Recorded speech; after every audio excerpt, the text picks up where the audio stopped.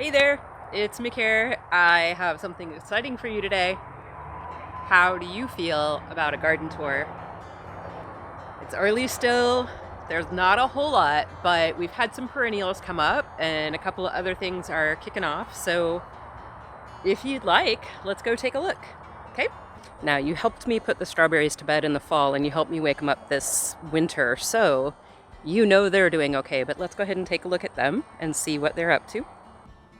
They're growing well. I am happy with their progress. We do have a little bit of a magnesium deficiency, so I have given them extra kelp meal and I gave them some coffee grounds. Both of those take a little while to work. I think that I am going to go ahead and do a batch of banana peel tea as well. But we're still getting fruit and it's still going well, so I am happy with it. We have lots of little fruits hiding out. It's going to be a great strawberry season. They never stop producing flowers. This passion vine was here last year. It was just a single vine. And this year it's making 3. And I have a trellis ready for it when it's ready. And then it'll probably just climb across the window screen like it did last year. And then some potatoes that I stuck in the ground last fall. I was just like, well, you guys get in here and see what you want to do. And apparently what they wanted to do was come up in the spring instead of over the winter, which I understand. I would have done the same thing if I was a potato in the ground. And then we do have our beautiful nasturtium over here. It's a little beat up, but that's okay. And this little yarrow baby back here has been divided because it was really trying to sprawl. Now, of course, you know, because you've been following along, that I don't have tomatoes or peppers or basil ready to go in the ground. Not even dill, because of all that soil stuff. But the kitchen garden is doing a little bit. Most of it's come back from last year, and there's a few things that we put in this year already. So let's take a look at those. So we have our thyme. This was a little baby plant that I started from seed last spring and put in the ground, and we have not been harvesting from this one. This one's just here growing for now, and we will start to harvest off that one soon. This little fun thing here, I put some comfrey leaves down underneath the mulch, and one of them rooted, and it keeps trying to come up, and I think I'm going to go ahead and let it.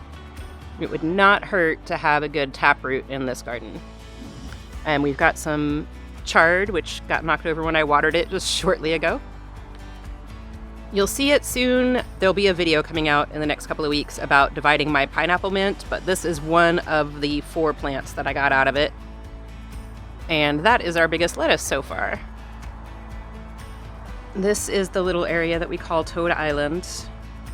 We have a little splash pad here for animals who prefer to get in the water, and then we have, I need to add some soil to that one, but we have a little butterfly bath over there, which usually has soil up to the level so that it's just a muddy spot for them to come and flap around. And a little pot for hiding, and another little pot for hiding. Nobody's hiding right now. This yarrow should start to flower soon. Looking forward to that. It's doing really lovely. We've sown radishes to go ahead and get those going. I'm going to let them go to seed. More lettuces, the catnip in a cage. These are the chives from last year. I haven't put the new ones in the ground yet. And the garlic chives from last year and the year before. These are in a concrete bound area because they will try to take over the world if you let them. Pinky in the brain got nothing on garlic chives. Know that for sure. So my plan for this side of the kitchen garden is to put in more green onions. We've got a little bit over there. And more of the regular chives. And to fill this up with dill and basil and peppers. Similar to last year, but less peppers than last year. Which is why we have the extension to the kitchen garden, which is on this side. So this is the new part of the kitchen garden. I kind of started it last year, and then we're adding on. And there's a surprise back there that we're going to get to in just a little bit. We're not quite ready yet. This is where I had a big roselle bush last year, and I'm probably going to do the same. And then we're going to do melons around this side. And then this will be more of the peppers and basil. This coreopsis is about ready to bloom, which is pretty exciting. This will make yellow daisy type flowers. And you can see it's just covered in buds. And this right here, this makes me so happy. I started this sage plant from seed in 2020 in the summertime. And this is the biggest sage plant I've ever had, and the first one I've ever had that's actually flowered. It's just, I mean, look at that. Look at those. Isn't that amazing? And oh, if you could smell this. I mean, it just smells like sage, but that's nice. Yesterday, we found a Sphinx hawk moth resting in that plant for the daytime. And the day before, over in the coreopsis, we found a blackberry looper, which was beautiful. It was blue. I'll see if I can pop a picture in. I'm not excited about what that means for my blackberry plants, but for now, it was a really beautiful moth. Before the snowpocalypse in 2020, my friend had a really big rosemary here. Its footprint almost covered this entire bed, and it froze. Like, all the way dead. Not good, froze. So we had clippings of it that we were rooting, and I finally got one of those planted. It was ready to plant months ago, but I was not going to chance the weather with it. So let's take a look at this little garden. So here's that rosemary that we rooted. It started in water, then it went into soil. It lived in my bedroom for several months under the grow lights, and it's been planted out about a week. And I gave it a nasturtium buddy so that as I pick these leaves to eat, the nasturtium will release the nitrogen nodules on its roots, and the rosemary can use that to grow. You can see we've got other nasturtiums in here too, mostly because they're gorgeous and they look like terrestrial lily pads, and I like to eat them. My house friend went to the feed store the other day. She remembered that I had all those seedling issues, and so she brought me some poblanos and jalapenos and that's a Mr. Stripey tomato, which I have not tried before. I'm looking forward to it. And then the other tomatoes are a determinant. I forget. They are Rutgers Heirloom Determinants. I have not grown these before. They look like a pretty standard, like Better Boy style. So those should be really good. I bet you those will make really nice salsa when the time comes. So this was a fun surprise. You can see how much better they're doing. These are way bigger leaves than I got off of anything in the bad soil. Still have hats on a few. That's okay, they'll drop them soon. Actually getting true leaves. Very, very exciting. By the way, if you have your plants in a place where they don't get a lot of breeze, you can help them strengthen their stalks by just running your hand lightly over them. This little area might be somewhat familiar. This is the potted garden where I have the pine berries. So let's take a look at all of this. Some of this is as it will be for the year, and some of it will be changing. So it's not all set yet. So we came back in with the pea trellis as we had before, and it's blooming, and we're just gonna let it go up the fence and the chickens can pick at it. Probably won't get a whole lot of production before it gets too hot, but they're always beautiful. And, you know, garden snacks here and there are never a bad thing. This is just Nasturtium and Calendula. There's worms in here too. This is just to have some flowers I can bring in during the heat. My tricolor sage, which is being eaten since last night. That wasn't there yesterday. I guess I need to come figure that out. That's okay. I'll either trim it or figure out what's eating it and address that problem. Not quite sure yet. All right, and here's our pineberry update. So this one is from that first batch that I did last fall. And its mate in the pot didn't make it. That was one of the little weak ones that I wasn't sure about. And its buckwheat is filling in really nicely. And then here's that other pot. So here's the 1, 2, 3, 4, and this one was alive the other day. And now he's gone, but that was another one of the really weak ones. We did lose the 3 weak ones. The pine berries are growing and spreading. And it still has some yarrow in this pot, which I will probably just leave. And then on over here, some Malabar spinach ready to go up the fence. We have a little moringa tree trying to get his little feet down. And wheat. And we have our vetch back here, which that right there is why I'm not too worried about what's eating my tricolor sage over there. We've got lots of aphids on this vetch and our little lady friend there on the job. The outdoor seedling table is much more encouraging than it was a few weeks ago. And it's where my water is, so. All right, let's take a look at what's over here. So here's that yarrow that I split, and it's down in soil and perking up. I did stick a lot of it in the ground as well. This is the silly tomato experiment. This is the last of the cherry tomatoes that was in there, and the green zebra is just starting to kick up. Another moringa tree in a newspaper pot because moringa does not like its roots disturbed whatsoever. This is the last tray that I need to throw out, but I am going to pot those borages up into good soil. But that's the last tray of the bad stuff. And these are some of the babies that I potted up from the bad stuff into the good stuff.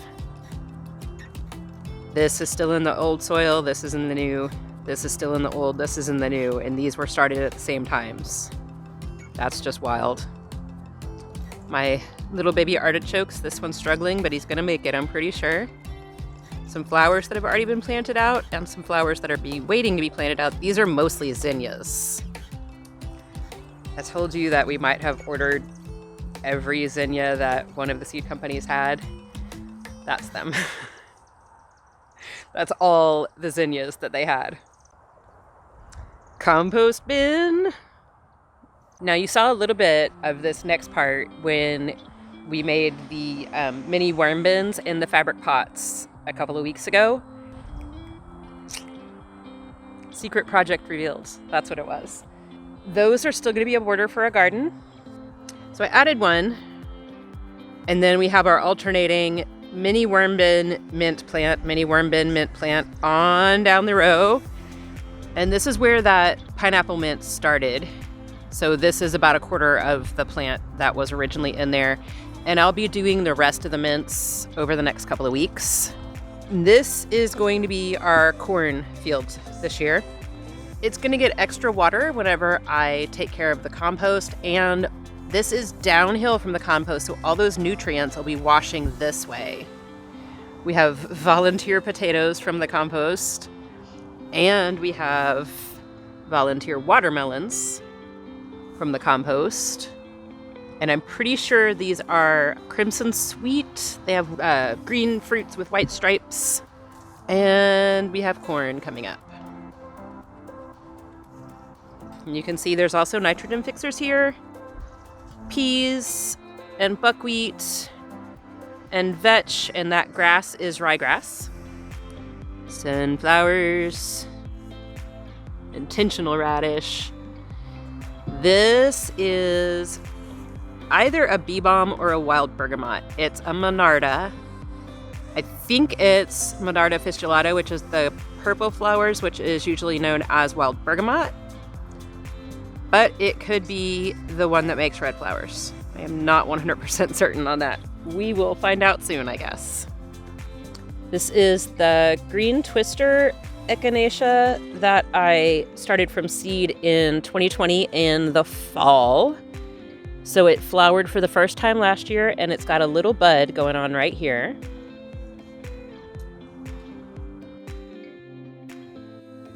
Another Echinacea. I think this is a standard purple. And a nice big comfrey coming up back here. You are familiar with my caged catnips.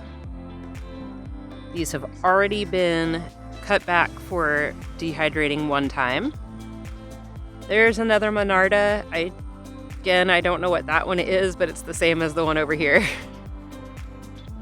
This little baby, this is a pink dandelion that I started from seed last summer. It already made this flower and it faded. I have pictures, I can pop one in, and it's starting a new one. I'm very excited. I don't even like the color pink, but that flower is just beautiful. So it gets to stay. This area is that garden that I said the compost bin used to be here. So the marshmallow is going to be the anchor. It's going to get about 4 feet wide and 5 or 6 feet tall, with the dandelion behind it, the Monarda over there. We've got some garlic up fronts. We've got some garlics up front. And then this division is the start of a new tomato bed that I'm laying out. Not quite there yet. All right, now we come to the first garden that we put in. This is the first thing that we did when I started working on this land. And we started this in February of 2020. We got one trip to the nursery before everything shut down, and we bought this tree. It was not that big, not even close. It's done a great job. I'm really happy with it. This is a Fuji Apple, and it is blooming for the first time this year. So it is a full size. This tree will get up to 40 feet. This is something that we discussed, the homeowners and I discussed when we put it in. This is a full size tree. It's going to be huge. They are not going to be able to reach most of the fruit on this tree, and they are okay with that. If you put in a full size tree, remember that you're doing it for shade, you're doing it for habitat, you're doing it to feed the animals that can live at the top, you're doing it to sink roots into the ground, and all of the things that trees do to help us collect water into the ground. So if you do want a big tree and you're worried about the fruit that you won't be able to harvest, don't worry about it. Because if you had a dwarf tree, you wouldn't have all that food up there to harvest anyways. And if it drops, it goes in the compost, or it can go out to the field, or it can feed the possums that hanging around here. It's fine. If you want a full-sized fruit tree, go for it. So I've left some of this so you can see how I expand a bed. This bed used to be much smaller, and we've just been adding on to it a little every year. And all I do is I come in with some cardboard around the edge. So the old edge was around here. And I just bump it out, and I lay bricks, and I leave some cardboard on the outside of the bricks, so that stops grass from growing in. And then I just toss hay over it, just like that. I left this so you can see it's literally just that. If I plant into this edge, I'll dig down through the cardboard and put some good soil in the hole and fill in and do it like that. We have this gorgeous Burgarten Sage. I got this in that one trip to the nursery that we got in before shutdowns. Something's chewing on it too, but that's all right. This thing is just beautiful. I love the shape and the texture on the leaves on these. Such a nice plant. We have a little strawberry here that got transplanted a few months ago, and it has its first little flower. My friend put in some bulbs, and I can't tell you what they are because I forget. This is another oregano from seed, and we have some comfreys. And to show you how fast comfrey grows, you can see this one that I cut down 3 days ago. I cut it all the way off, so these are new leaves in the last couple of days. I cut it down to throw those into the compost bin to activate the compost and to give this yarrow a little head start. I did the same thing to this one 3 weeks ago. So that's how fast they grow back. And they will get big and they'll make flowers, and I can chop them all the way to the ground and they'll grow again like that. I've expanded all the way along the edges. This is another little small animal habitat area. The purpose of these is just to give little lizards and toads and bugs and things little shelter from the sun and from the rain and whatever else. Once the comfrey grows in, it'll cover this one, and it'll cover the entrance to that one, and a little bit on this. There's also some henbit going into there, which I'm going to let it do. This part of the expansion I'm really excited about. We're making another little wetland area for insects and small animals. There's some clover planted in it already and some buckwheat. This is just a rubber feed tub. This is one of the rabbit cages and a daisy. And I dug down through the cardboard. I put good soil in the hole, and then I dropped the plant into that and covered it. We've got some cosmos, nasturtiums, buckwheat, calendula, more of that yarrow that I transplanted. And so I'm getting all those things to grow up so that they'll shade over this. Oh, there's also some lemongrass on that edge. So it's a really simple way and a really cheap way. I didn't even come in and mow the grass first. It was so easy. All I did right there was lay down the cardboard. I watered it and I put down bricks, and I let it be like that for a little bit, making sure I watered it really good every few days to help it kind of conform to the land. And then I just came in and put the hay on a bit ago so that y'all could see it, because, you know, it was messy. And the hay is gonna stay down because I watered it. If you're worried about your hay blowing away, or your straw, or your dry leaves, or your grass clippings, just water them. They'll kind of knit together as you do that, and they'll stay in place a whole lot better. Super simple way to expand a garden bed.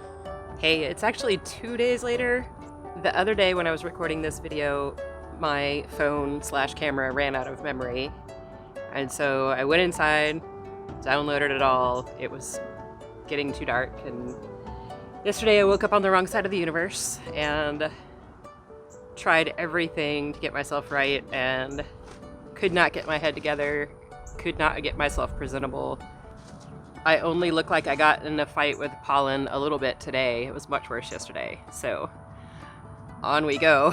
I did want to show you the chicken garden while the ladies are out having some free time.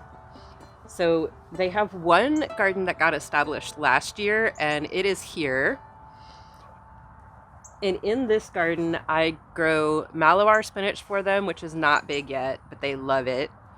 They had lots of it last year, and they eat the little berries at the end of the season. They, you can use the berries to dye things, and they have this like really deep red, and I call them my little murder chickens after I feed them the berries, because they just get this like dark red dripping down their beaks. It's cute. I'm sorry. I know. I have a sick sense of humor. It's cute. We keep things like kale and mustard and spinach growing over here for them. Peas. They have a borage growing that they're going to be so excited about. They love to eat borage. They have some vetch in this one, and then we'll go see what's going on in their other ones over there. So the chickens actually have a couple of garden beds, but only 2 are really planted right now, so we have to wait for the others to wake up. But here comes the other one, and this one has a little comfrey growing in it that I put in last fall, and at some point the chickens knocked the cage off of this and they got everything that I had in here. I had them a nice comfrey going. They had some clover and they had a thyme. They had their own thyme plant and they dug it all up. So the comfrey came back up on its own. The thyme is gone, the clovers are gone, but we do have a moringa tree and some buckwheat and some nasturtiums. And those are all things that the chickens can and will happily eat. And they're all nutritious for them, and these are all nutritious for the ground that's over here as well.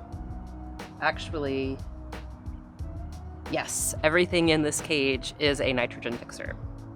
And by the way, all of our chicken forage grows in cages of some sort. And then it'll either grow through the cage or out the top of the cage for the chickens to get at it, but this helps prevent them from tearing it up. On this one, because they have knocked it over before, I put a little stick through it and anchored it into the ground, and then it's there. They can't take it down anymore. Now, yesterday, when I was not exactly feeling human, I did put in an entirely new garden, but you're not going to see that yet. It's got to grow up a little. But I did. I installed a whole new garden. I was like, maybe if I get myself outside, I will feel motivated to do stuff and work. And I did feel motivated to do stuff and work. I wasn't feeling public. Asocial. Introvert. What you gonna do? Well, this spot might seem familiar to you. This is where I sit when I do rants, or where I pace when I do rants. So this is the oak tree that has all of the caterpillar and bug problems. And this back here is the garden that I am making to repair all of that.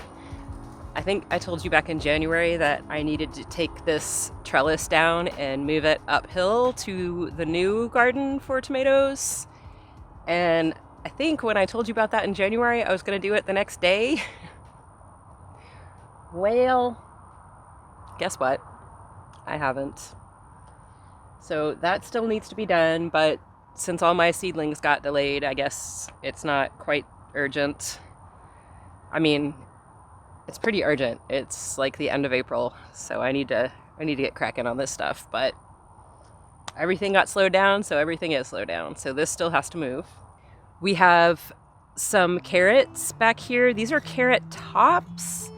If you take the top bit of a carrot when you're like cutting them up to cook them or whatever, and you put that in the ground, it will grow you a fern, and it'll make flowers, and it'll make carrot seeds for you later, but it won't grow you a new carrot on that plant. But you can grow a carrot from the seeds. But the flowers that come on that plant are those umbel flowers, the umbrella shaped of all the little teeny tiny flowers, and those attract the things that kill caterpillars, which are on the tree. So the main focus of this garden for this year is umbel flowers to get rid of those caterpillars. But after that, it's going to become a rain garden and a medicinal garden. So we do have a marshmallow plant back here, and I'll be putting in, I'm starting some new varieties of yarrow, so some of those will go back here, and I have some new varieties of Echinacea, and those will go back here too. Last year I only had the green twister and the purple, and now I have a colorful one as well. And then for a ground cover back here, I want to do lemon balm, because we have a whole bunch of these wild garlic, bunching onion, walking onion type deals. And I just feel like garlic and lemon would be a nice scent to walk back here too. I think it'll be pretty for noses. I think it'll be pretty for eyes as well, but I think it'll be pretty for noses. Oh, ants! Ants, we've got ants. Ow. It bit the knuckle on my toe. Again with the buckwheat, I've been throwing buckwheat down in a lot of places. It makes pretty flowers. It reseeds itself really easily, so it'll go through a couple of cycles within the summer. So it spreads easy. It's a nitrogen fixer. It gets roots down. It helps break up all those good cover cropping things. And I've got my log border, which I will be expanding as I get more logs from Chip Drop. So you don't always get to pick and choose with Chip Drop, but they do ask you, like, are you okay with getting logs in this order? Would you like mostly logs? So I think the next time I do Chip Drop, because I don't need a whole lot of chips, I'm gonna see if I can get kind of half and half chips and logs. That would be really helpful for bordering the gardens, if I can do that. I almost forgot to mention it. The plant I'm most excited about back here. I found Dwarf Comfrey, and it likes the shade, so I think it shouldn't like run out into other areas, but it grows a little comfrey, and instead of having like the purple and blue bell-shaped flowers, it has like white and purple bell-shaped flowers, and I'm super excited about them. And then of course my regular tomato area is just on hold for now. I have put garlic down front, if you can see those, and they're all the way down, and then they're on the other side as well. It does look like I need to get back here and do some really serious weeding. That's going to be a job for another day. I'm not doing that right now. I don't know how you're feeling about that subscribe button or that like button, but if you would click them, YouTube would like me better, and I would appreciate that. It would really be a big help. Thank you. You know, when you're standing in an ant bed and you don't realize that you're standing in an ant bed until... Well, I'm awake. Oh my god, those things hurt so bad. Housemate wavings. Oh. Okay. Alright, I just have one more bed to show you, and then we get to that surprise I was talking about. See if I can ignore the burning in my foot long enough to get this done. Alrighty, one last bed. So this is the Golden Delicious bed, and this is where the bunnies ate all the okra last year. So there's lots of garlic in this bed now. There's daffodils in this bed now. I will be putting in yarrow, lavender. I looked up a whole bunch of stuff that repels bunnies, and a lot of that is going into this bed because I want my roselle here again, and I want okra here. I didn't get to eat any okra last year, and that makes me so sad. So there will be okra in this bed this year. It's going to happen, without a doubt. We have a beautiful line of bulbs over here and another on the other side that my house friend put in, and they are blooming and they are lovely. We have the skeletons of my roselles from last year because I left them there for bugs to live in the stems, the stalks, during the winter so they could have some shelter. There's another of the seed-started oregano over here. This one was split from the one at the apple tree. Tons and tons of garlic. We've got some comfreys. We've got another one of those monardas. Again, whichever one it may happen to be. This apple tree is in beautiful bloom. This is a Golden Delicious. This one is semi-dwarf, so it'll only get about 12 to 15 feet. The freesias are just starting to open up. I was hoping you could see them, but they're not open yet. Oh, I've transplanted in some yarrow and some pineapple mints into this bed, which I'm excited about. But I think the thing that has me the most thrilled is these comfreys right down here that have flower buds in them. I am so excited about those. I'm just like kid in a candy store excited. All right, we're on our way to the surprise. I'm not even certain what we're gonna find. November, December, when it was about time to like pull in all of the watermelons before the last frost, we decided to leave this one. There's one big Moon and Stars watermelon. We had 2 watermelons inside the house. We'd already eaten several. Nobody left to give them to. So we were like, well, I wonder what happens when you leave a watermelon on the ground. But so far what we know is that it will burst and ooze and then start to implode. And it's all dried out, and I'm gonna lift the top and see what's under here. So I'm a little nervous. This is Katie, she's my house friend. Hi, Internet. All right, so she wanted to be here for this, so here comes the scary stuff. Let's see what's under here. I know, me too, I'm a little nervous. All right. Oh, thank you, we got some assistance. Don't let me step on your hand with your hand. Definitely have some insect activity going on. Please don't be anything crazy under here. Woo, that is a nice color. That's kind of gross. All right. It's very gross. Ooh, lots of little bugs. Oh, tons of tiny bugs. So what do you think? I don't know what I expected. I had hoped we'd have baby plants already. You would think. There's still identifiable flesh left, and that surprises me. It surprises me too, and it's pretty gross. It's very gross. Something really big is moving in there. It's a spider. It's a tiny, tiny little spider. There. Okay. Not so tiny, really. Not as tiny as all these millions of little mites? Mites, Maybe gnats, they're mites? I don't something. know. So yeah, this is Katie's house, by the way. When I'm always like, my house friend, that's her. All right, so that's it. That's the tour. I'll do another one in a couple of weeks. Thanks for hanging out. Later, y'all.